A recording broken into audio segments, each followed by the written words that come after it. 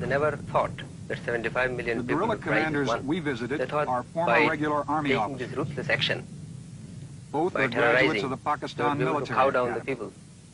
Major Shafat, how large an area do you control here?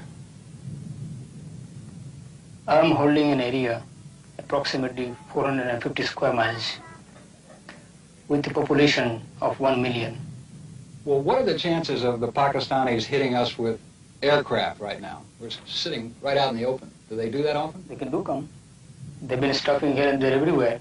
Because since we have nothing against it, barring few automatics to be used, so they can use the air very freely.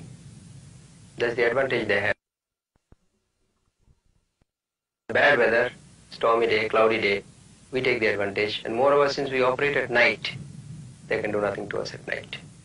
What sort of tactics do you use to overcome the Pak Army's tremendous superiority in firepower?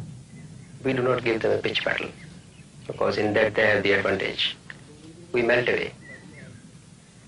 We sit on the LFCs and ambush their columns. We raid their outposts. We try and isolate them and destroy them in detail. Is it a military secret to ask how many troops you've got in this area?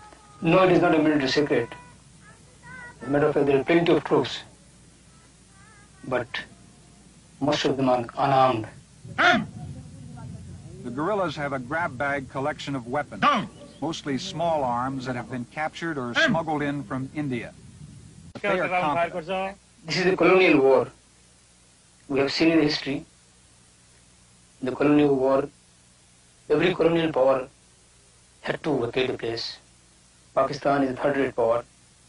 How can they afford to fight and win a war, having a line of communication of 3,000 miles with a very meager economy, and fighting against a population of 75 million who have risen in unison for one thing, that is democratic right and their self-determination and independence. As we traveled through the area held by the Mukti foes, we visited several towns, all of them fortified with bunkers and anti-aircraft machine gun positions. This town is called Ramari. Its pre-war population was 5,000, but the number has gone up with the influx of refugees from areas controlled by the army.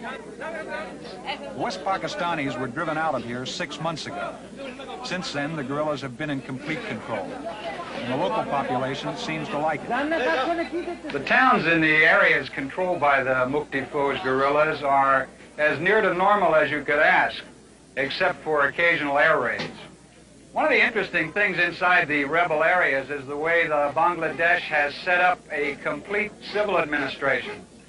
There are policemen here, there are judges, there's a town administrator, public health service, although they don't have much to work with, even a newspaper. The local Bangladesh government is even self-supporting. They impose a nominal tax on the major export crop of the area, that's jute, and from that they finance all of their civil activities and some of their military activities. West Pakistan. America is known to be a symbol of democracy.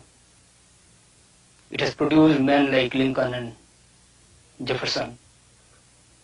Today we are fighting for our democracy, the democratic right.